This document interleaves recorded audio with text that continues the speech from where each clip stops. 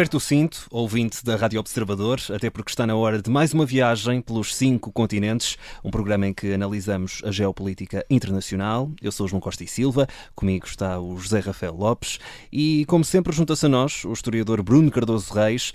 Na edição de hoje contamos também com o especialista em assuntos africanos, Fernando Jorge Cardoso, e vamos por isso dar foco especial ao continente africano. Muito bem-vindos, como é que estão? Olá, bem-vindos, como estão? Tudo bem, obrigado. E obrigado ao Fernando Jorge por ter aceito o convite. E obrigado por me convidarem. Vamos a isto. Vamos então começar a olhar para o continente africano. Fernando Jorge Cardoso, comece por si. Que tendências mais se destacam nas diferentes regiões da África subsaariana? Vejamos, em termos globais, antes de começar pelas regiões, eu diria que temos 3 elementos que convém destacar. O primeiro desses elementos é que a generalidade dos países africanos, apesar de,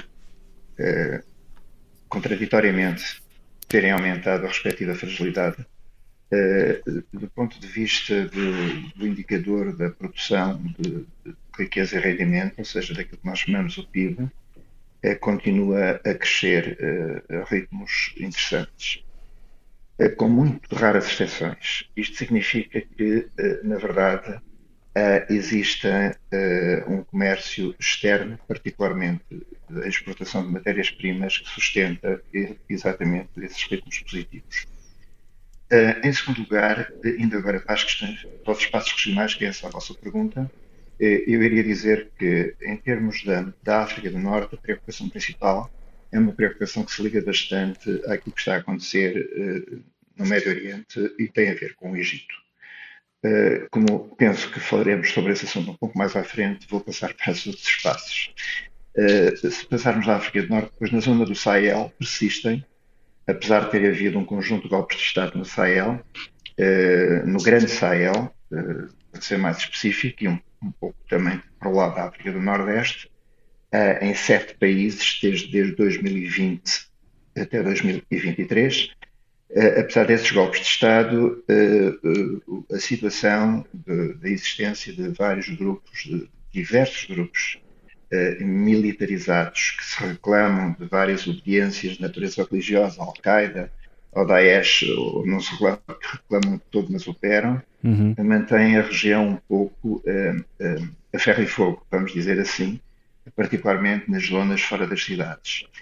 E nesta área, não só do Sahel, mas particularmente da África Ocidental, há um fenómeno que esse sim é novo, porque a questão do terrorismo é algo que já vem de trás. E aquilo que é novo é o virtual desaparecimento da influência francesa. Aquilo que se considerou e que foi sempre o país com maior influência, a potência externa com maior influência política em África, a França, desapareceu do mapa. Desapareceu do mapa através de um conjunto de golpes de Estado onde os golpistas puseram fora do país sem que a França estrebuchasse as principais empresas francesas a operar nesses mesmos países, terminaram os acordos militares que existiam desde o tempo da independência, que permitiam aos franceses terem bases militares e operar militarmente a partir dos territórios, e estão a pôr em causa alguns deles, embora isso seja um pouco mais difícil, também um pressuposto que tinha sido definido na altura das independências por França, que era a moeda externa. As divisas dos países que eram antigas colónias francesas eram depositadas no Banco Central de França por troca de a França garantir a estabilidade do chamado franco CFA, que circula em 3 regiões africanas com valores diferentes, mas todo ele suportado do ponto de vista dessa mesma estabilidade pelo euro, e o euro suportado, neste caso, pelo orçamento da França. Esse aspecto não está ainda, digamos, é um pouco mais complicado de atuar. Os franceses também não estão interessados em terminar com isso, mas esse é o aspecto que eu considero, talvez, do ponto de vista do relacionamento externo, mais relevante e mais novo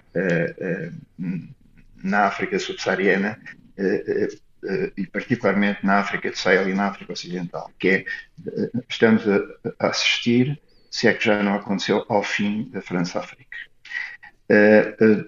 Fora disso, avançando mais para a África Central, neste momento aquilo que eu destacaria é o never-ending conflito na República Democrática do Congo, com um conjunto de países que estão envolvidos nesse mesmo conflito, também com um conjunto relativamente grande de grupos militares e militarizados, e que se situa esse conflito principalmente nas fronteiras entre o Congo, o Uganda, o Ruanda e o Burundi.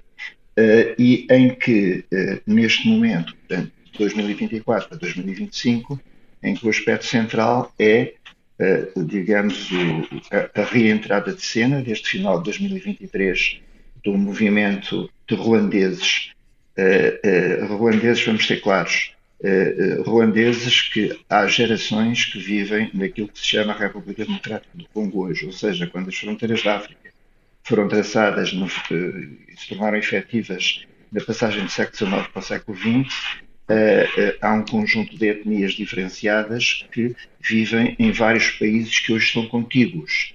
E uma dessas etnias são, de facto, chamados Banyarwanda, que se chamavam Banyamulenge, ou seja, Tutsis e Hutus, que existem basicamente no Ruanda e no Burundi, mas que também existem no leste da República Democrática do Congo, no sul do Uganda. Então, o que acontece é que esses ruandeses organizaram-se num movimento militar apoiado por Kigali. Kigali é a capital do Ruanda, e são neste momento a força militar mais poderosa a atuar no leste do Congo, de tal maneira que o relacionamento da República Democrática do Congo com a Ruanda é absolutamente perto, digamos, de uma guerra direta entre os dois países. Isto envolve interesses muito amplos, que não são só regionais, mas são também externos. Os apoiantes do governo de Kinshasa, portanto, da República Democrática do Congo, são basicamente os Estados Unidos da América, ou pelo menos eram até ao Trump, não sei agora, ninguém percebe o que é a política externa do Trump, a Bélgica, obviamente, e a China.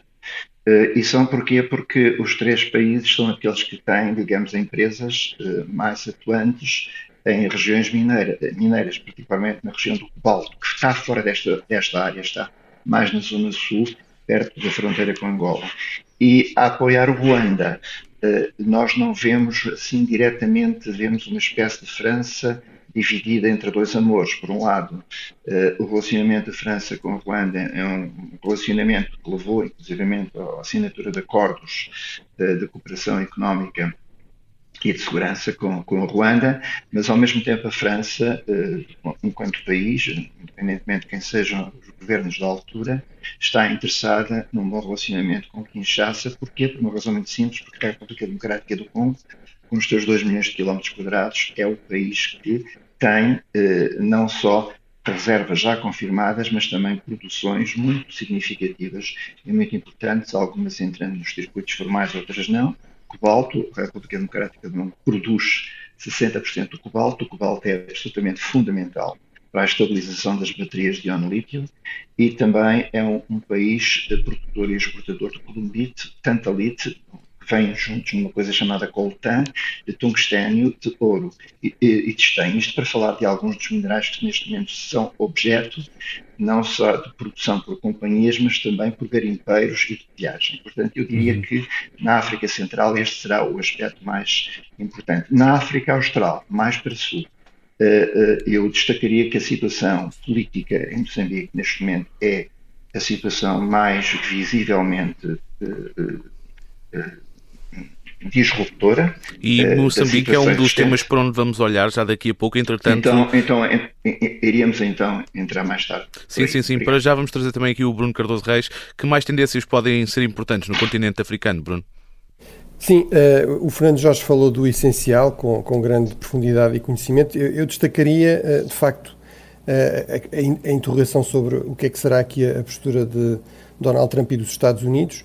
Se houver, de facto, um desinvestimento significativo e se abre espaço, eventualmente, a outros protagonistas no conjunto da região, é muito importante este aspecto que foi referido, que é, genericamente, as grandes economias africanas vão continuar a crescer e a crescer muito, por regra acima dos 3%, e, portanto, há aqui um enorme dinamismo económico, apesar de muitas vezes a imagem que temos do continente ser de grandes problemas.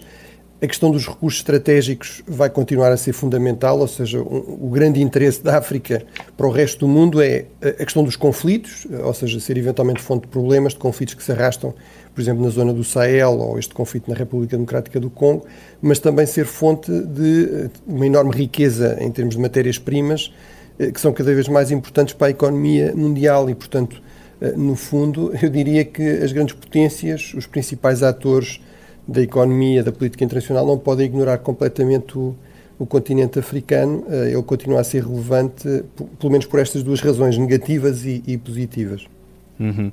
Vamos também olhar agora para as relações africanas com os Estados Unidos. Em África, Donald Trump é mais popular do que noutros continentes. Já foi tema de conversa também aqui nos 5 continentes.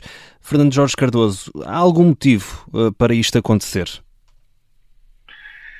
Bem, eu diria que Donald Trump seria mais bem visto por parte dos governantes e de elites académicas, empresariais, etc., no continente africano, não propriamente por causa, digamos, das qualidades de Donald Trump, mas por causa de ressentimentos que a generalidade dos países africanos têm para com, por um lado, a França e, em segundo lugar, também pelo tipo de cooperação económica porque existe desde o final do colonialismo uma relação de amor-ódio entre os países africanos e os países europeus, antigas potências coloniais, e agora vamos dizer assim a União Europeia. Então, digamos, esta olhada para o Donald Trump que põe a União Europeia em sentido, que diz que faz isto, que faz aquilo, é algo que, do ponto de vista televisivo, é muito bem visto em termos da África. Mas, do ponto de vista prático, isto, se não mudou já, vai mudar nos próximos dias, porque o virtual encerramento da United States Aid, portanto, a Agência de Ajuda Norte-Americana, significa que todos os programas em que as elites governantes contavam para resolver uma parte importante que não tem capacidade ou interesse em resolver de populações fragilizadas ou pela fome ou pela doença, o financiamento para isso vai desaparecer. E ao desaparecer, a população vai se virar contra os governos. Portanto, eu penso que a popularidade de Donald Trump neste momento está em queda livre, a pique. Não estou seguro se neste momento interrogarmos alguma pessoa em África, em qualquer país africano que esteja atento àquilo que está a passar nos Estados Unidos, se essa pessoa não dirá que Donald Trump, com o seu amigo Elon Musk, endoideceram de vez. E particularmente porque, só para lhe dar um exemplo, só para Moçambique há 300 milhões de dólares por ano para financiar a luta contra a SIDA. E por uma razão muito simples, porque Moçambique é um dos maiores focos de SIDA por causa da guerra civil na altura em que o essencial da SIDA em África estava no Zimbábue e na Zâmbia, e as tropas zimbabuenas, ao entrarem em Moçambique a ajudarem a Frelimo contra a Renamo, fizeram com que a SIDA entrasse como pão e manteiga. Então, o fechar deste programa e o fechar de programas de ajuda humanitária que têm a ver com a alimentação da população em vastíssimas partes, campos de refugiados, por exemplo, só para dizer, isto não vai acontecer só em África, vai acontecer no Médio Oriente, campos de refugiados. Quer dizer, há pessoas cuja vida e morte depende da chegada ou não chegada dessa ajuda americana. Pois. Exato. Precisamente. E Bruno, o que é que podemos então esperar desta presidência de Donald Trump em relação ao continente africano, sendo que no primeiro mandato do presidente norte-americano acabou por ficar quase esquecido? Sim, e se calhar foi melhor assim, ou seja, agora lembrou-se, mas para de facto acabar aqui com um programa fundamental. Eu diria, do ponto de vista estratégico, por exemplo, a suspensão da ajuda e até, no fundo, forçar os países a voltar a mostrar interesse por essa ajuda, até podia ser uma manobra inteligente, porque, no fundo, esta ajuda americana é crucial para muitas organizações internacionais, a Organização Internacional das Migrações. Os financiamentos americanos, aqui nem estamos a falar de USAID, mas são cruciais, por exemplo, para a Organização Mundial de Saúde, etc. E muitas vezes isso quase que parece que é dado por adquirido e é esquecido não é, este papel vital dos Estados Unidos, por exemplo, na ajuda humanitária, no combate a doenças infecciosas, na ajuda a refugiados, a resolver crises alimentares, por exemplo, em África. Obviamente isto também leva a colocar-se a questão que é, em alguns destes países africanos, que estão cada vez mais a ter crescimentos económicos interessantes, etc., seria se calhar importante também ter garantias que os governos começam a procurar providenciar alguns destes serviços básicos, por exemplo, de saúde, e não contam apenas com a ajuda externa. Mas, mais uma vez, isto teria de ser feito de uma forma gradual e em conversa com esses países. Portanto, acho que faz todo o sentido que haja aqui uma quebra de popularidade significativa. Em todo caso, eu sublinhava só, de facto, é significativo, se olharmos para as últimas sondagens que temos, que são de alguns meses atrás, comparando Biden e Trump, na Europa, por exemplo, Donald Trump, mesmo num país como a Polónia, tem qualquer coisa como 15% de popularidade, e num país como o Quénia tem 59%, ou na Nigéria 63%, ou no Ghana 57%. O único país africano onde não é assim tão popular destes grandes é a África do Sul, com 31%. Agora, apesar de tudo, era menos popular do que Joe Biden, portanto também não é verdade que esta ideia de um homem forte é muito mais popular em África. Joe Biden era mais popular do que Donald Trump, se calhar porque havia alguns que percebiam que havia estes riscos. Agora, continua a haver aqui uma enorme incerteza. Eu diria Donald Trump será muito pragmático nas relações com a África, quer acordos de curto prazo, e sobretudo irá centrar-se em questões como a questão das matérias-primas críticas. Aí pode ser que haja espaço para alguns acordos se manterem. Por exemplo, um teste interessante será este corredor do Lubito, que é um grande investimento norte-americano em Angola, e, portanto, vamos ver se isso se mantém, mas para se manter terá de ser com garantias que Donald Trump terá vantagens, por exemplo, em termos de acesso a essas matérias-primas críticas. E, entretanto, o tempo voa. A nossa primeira parte tem de ficar por aqui. Vamos atualizar as notícias, mas na segunda parte vamos continuar a olhar para o continente africano, um programa especial onde contamos com o Bruno Cardoso Reis e também com o Fernando Jorge Cardoso. Regressamos já a seguir às notícias. Até já.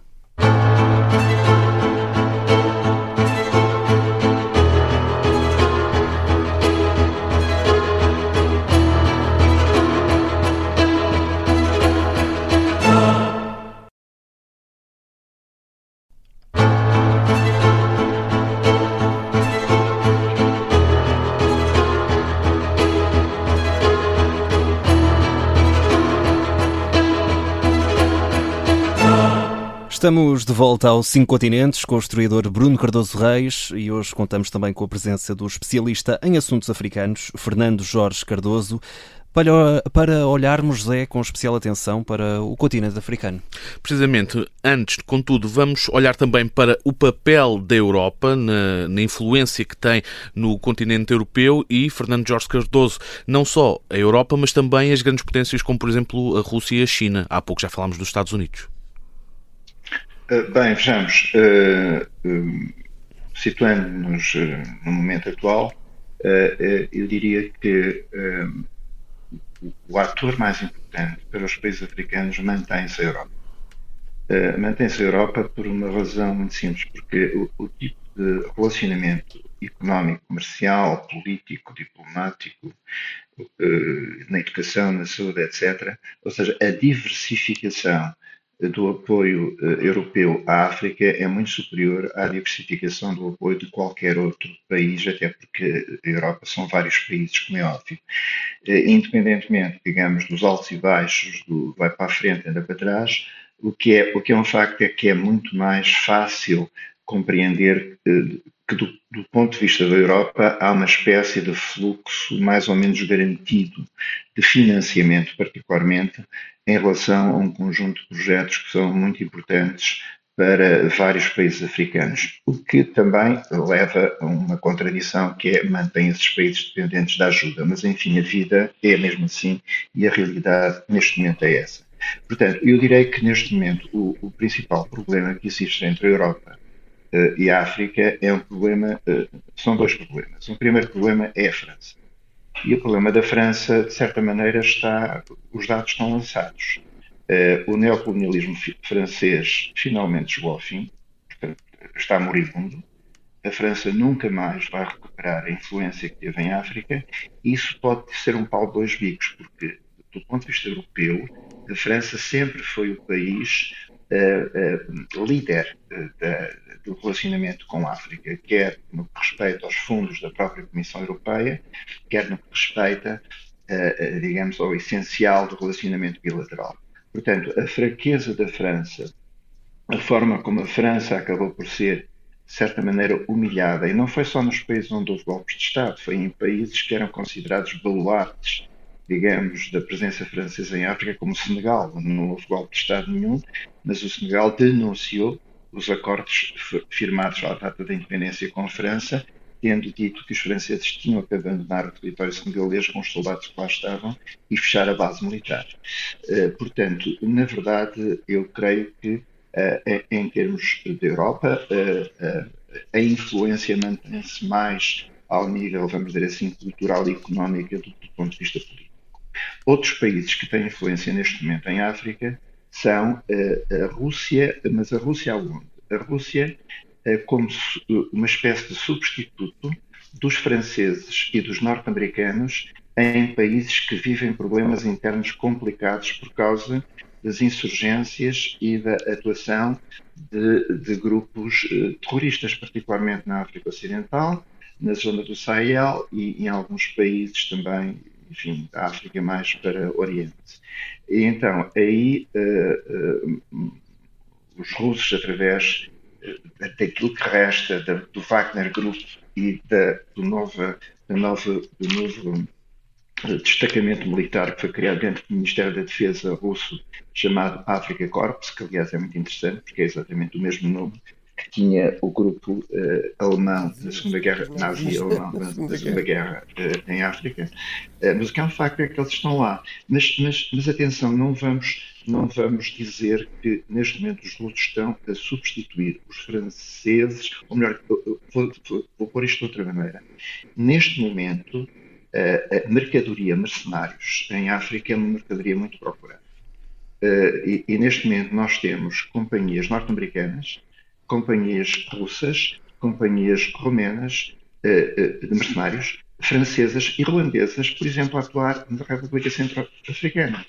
E os dirigentes da República Centro-Africana, que têm um país que, enfim, é um território mais do que um Estado, são, apesar de tudo, suficientemente inteligentes para conseguirem gerir este conjunto, digamos, de forças que não se gostam umas das outras.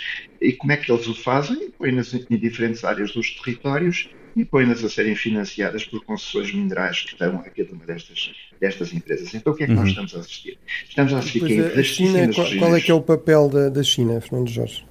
O papel da China, neste momento, a China foi até 2022, desde o início do século XXI, rapidamente se tornou, do ponto de vista individual, o principal parceiro comercial dos países africanos e, seguramente, o principal financiador, mas, interessantemente, na segunda década deste século, começaram a entrar as chamadas novas economias emergentes em força em África, com destaque à Turquia, à Malásia, à Tailândia, a alguns países árabes, Emirados Árabes Unidos, Arábia Saudita, Catar, e neste momento há um fluxo muito grande de financiamento e de investimento destes países, exatamente para aquilo que tu disseste há bocado, Bruno, para aquilo que lhes interessa, que no caso do árabe não é somente materiais críticos, é também a questão das terras e da produção agrícola alimentar.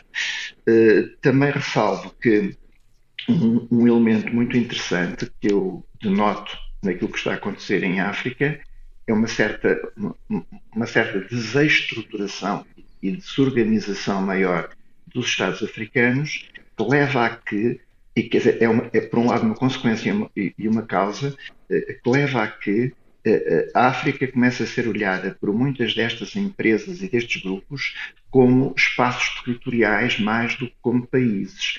Porque, como nós sabemos, particularmente as empresas de mineração, as grandes empresas multinacionais, têm, quando operam num território onde existe risco político ou risco de segurança, estão habituadíssimas a proteger o chamado perímetro, não é? Contratando o quê? Contratando mercenários, que neste momento se chamam empresas de defesa. ou qualquer outro nome, ou serviços de defesa, etc. É o que acontece, por exemplo, em Moçambique. Neste momento existe uma empresa ruandesa contratada pela Total Energies, são cerca de 1000 homens para proteger o perímetro da Afungi. Portanto, não são os 4000 soldados ruandeses que estão neste momento a proteger o perímetro da Afungi, começaram por ser eles, mas neste momento há uma empresa mesmo militar. Portanto, o que eu digo é o seguinte: principais potências internacionais são potências. A União Europeia continua a ter a importância que eu referi, não vou voltar a referir. Estados Unidos da América, nesta altura, operam através das suas multinacionais, particularmente em algumas minerações e nos hidrocarbonetos. O corredor de Lobito, falado há bocado pelo Bruno, parece-me bastante importante. O corredor de Lobito significa a ligação não só à zona do cobre da Zâmbia, mas também através depois de ligações ferroviárias que já existem à rede ferroviária congolesa, a todos os depósitos de cobalto no sul do país. E, por outro lado, os chineses estão a construir do lado da Tanzânia, a modernizar, aliás, o chamado TAZARA, Tanzânia-Zâmbia Railways, que faz a ligação de Dar es Salaam até à zona do cobre. Portanto, nós vamos ter do Atlântico ao Índico, vamos ter neste momento 2 linhas de caminhos de ferro, uma delas a ser construída pelos chineses, outra delas a ser construída com dinheiros norte-americanos e europeus. E vamos então agora olhar para Moçambique, um país bem próximo de Portugal em vários níveis. Ainda esta semana novos protestos após as eleições presidenciais, resultaram mesmo em tensões. E agora, Bruno Cardoso Reis, vou começar por ti. Esta crise eleitoral e política foi uma surpresa para ti? O que é que podemos esperar em termos de evolução? Só pegando ainda no ponto anterior, eu diria só que vai ser realmente muito interessante perceber aqui a posição da Europa em relação à ajuda ao desenvolvimento. Como dizia o Fernando Jorge, a França tradicionalmente era o grande país europeu que nas discussões orçamentais defendia a importância dessa fatia do orçamento e de uma parte importante dela ir para a África. Portanto, realmente a Europa continua a ser o grande doador, seja ao nível da União Europeia, seja depois dos diferentes países. Portanto, vai ser interessante perceber se a França vai desinvestir, vai defender menos isso, num contexto em que o orçamento europeu está sob grande pressão por causa também da questão da necessidade de investimento em defesa, da ameaça russa e também desta percepção que, no fundo, a ajuda europeia muitas vezes é dada como adquirida, traduz-se em pouca influência política, em pouca capacidade de influência dos países, precisamente porque há muito esta ideia de que é algo que vai continuando independentemente, enfim, do que aconteça, de decisões concretas em termos de política externa do país A ou B. Em relação a Moçambique, bem, aqui o Fernando Jorge é um país que conhece particularmente bem, onde aliás viveu durante muitos anos, mas eu diria, é realmente uma crise, um teste interessante, no fundo, a esta nova política internacional, ou seja, pareceu muito revelador a reação muito prudente, muito contida, mesmo dos países ocidentais em relação a dúvidas sérias sobre o grau de fraude das eleições, sobre quem é que terá realmente ganho, etc. Isso foi sobretudo assim da parte dos países europeus, de Portugal, mas da própria União Europeia, etc. Mas mesmo da parte dos Estados Unidos não houve propriamente aqui uma reação muito forte. A administração também, Biden estava de saída, e em contrapartida tivemos, por exemplo, a China, por exemplo, a Rússia, rapidamente a darem os seus parabéns pela vitória da Frelimo, portanto, a afirmarem, no fundo, a sua prioridade às boas relações com quem está no poder. Desse ponto de vista, parece-me que Moçambique é reveladora, de facto, de uma mudança muito grande em relação ao que era a realidade, por exemplo, nos anos 90, em que a democracia multipartidária foi introduzida em muitos países africanos, inclusive em Moçambique, em que, no fundo, não havia grande alternativa em termos de exportações, em termos de investimento, em termos de ajuda externa ao Ocidente democrático e muito empenhado nessa dimensão democrática. Hoje em dia há muitas outras alternativas, como a China, como a Rússia, em diferentes dimensões, económica, militar, etc. E o próprio Ocidente, enfim, com Donald Trump sabemos que esta questão da democracia não será certamente uma grande prioridade. Temos cerca de 10 minutos até ao final e Fernando Jorge Cardoso, pergunto-lhe também, a crise em Moçambique já dura vários meses, tem sido também um tema recorrente aqui nestes 5 continentes. O que é que podemos esperar na realidade nestes próximos tempos? Coisas feias, coisas complexas e, na verdade, o que está a passar neste momento não augura nada de bom para o próximo futuro. Custa-me muito começar desta maneira, mas nós não temos muito tempo para discutir isto. e acho bem ir direto ao fim. Neste momento existe uma quebra total do contrato social entre o governo moçambicano e o povo. Neste momento, o que nós verificamos em Moçambique, eu recebo informações de Moçambique de várias fontes e não são informações filtradas, são informações que vêm em vídeos postados por pessoas do povo, quer dizer, pelos camponeses, pelos habitantes de Tete, de Manica, da Zambésia, de Nampula, de Cabo Delgado, etc., e depois vão fazendo o seu caminho. Ou seja, não são informações, são fake news, não são informações forjadas. Ainda hoje, ontem, anteontem, etc., praticamente todos os dias há pelo menos uma ou duas sedes da Frelimo queimadas, há pelo menos uma ou duas esquadras de polícia queimadas, há pelo menos um tribunal ou dois queimados no distrito, em distritos, em vilas, em subúrbios de cidades, etc. E em todo o país, isto não é um problema de Maputo e de Matola. Então, o que acontece é que nós neste momento temos um governo ilegítimo, porque claramente foi eleito fraudulentamente, quer dizer, ninguém sabe quem votou em quem. Aquilo que se sabe, isso sim, é que houve uma fraude eleitoral massiva em todo o país. Portanto, na verdade, se existem países na Europa que têm, digamos, a força para dizer que não aceitam as eleições na Venezuela e consideram que o legítimo presidente da Venezuela é o opositor ao atual presidente que lá está, depois eu posso lhe dizer uma coisa, a votação na Venezuela é feita eletronicamente, a votação em Moçambique não, é feita por cartão de eleitor, e a votação em Moçambique foi 10, 15, 20, 30 vezes mais evidente, mais visível do que foi na Venezuela. Portanto, na verdade, nós temos um governo ilegítimo.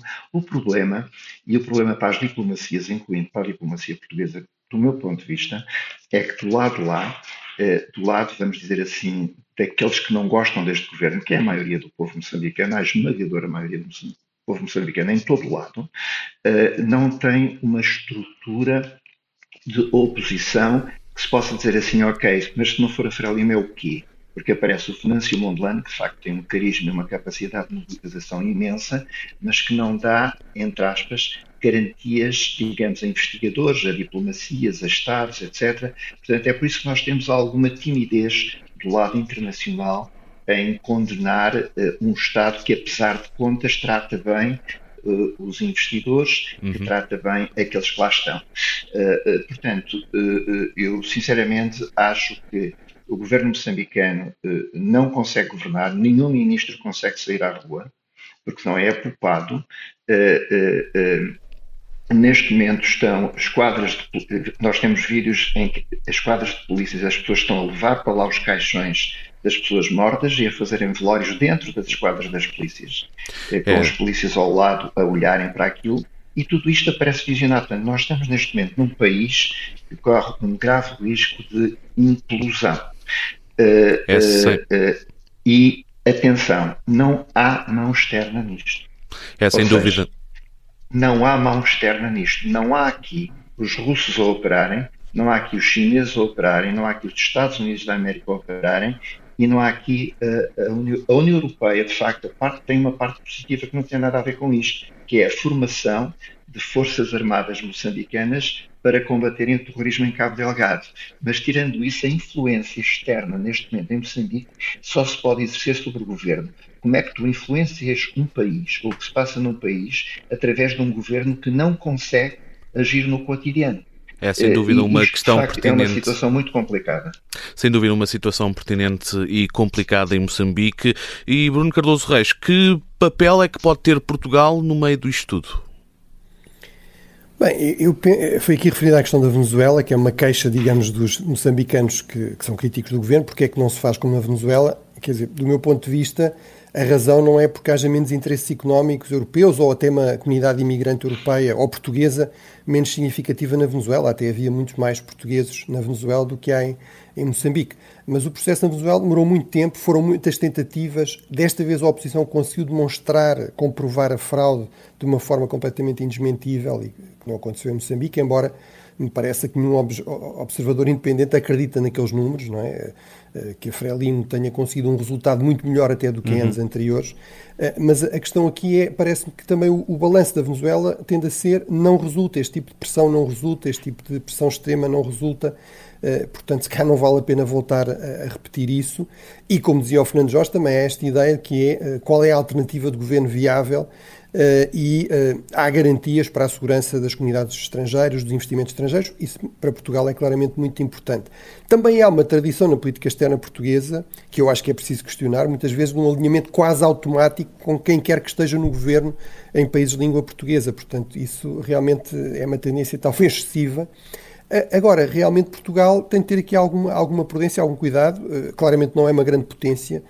Não é evidente que nenhuma grande potência conseguisse ter aqui uma influência decisiva, mas certamente não será um país como Portugal. Eu diria, alguma prudência da parte do governo seria avisada, sobretudo não fazer declarações que não são credíveis, do género grandes elogios à democracia moçambicana, evitar isso o mais possível, mostrar disponibilidade para ajudar em processos de diálogo, no caso dos moçambicanos quererem. Mas, sobretudo, acho que o protagonismo tem de ser da parte da sociedade civil, inclusive dos partidos, mas, sobretudo, da sociedade civil, muito mais do que propriamente do governo, porque isso depois também pode ser lido ou translido em Moçambique como uma espécie de interferência indevida. E Fernando Jorge Cardoso, no minuto e meio, estamos mesmo quase a terminar, que leitura é que se pode fazer da posição portuguesa em Moçambique?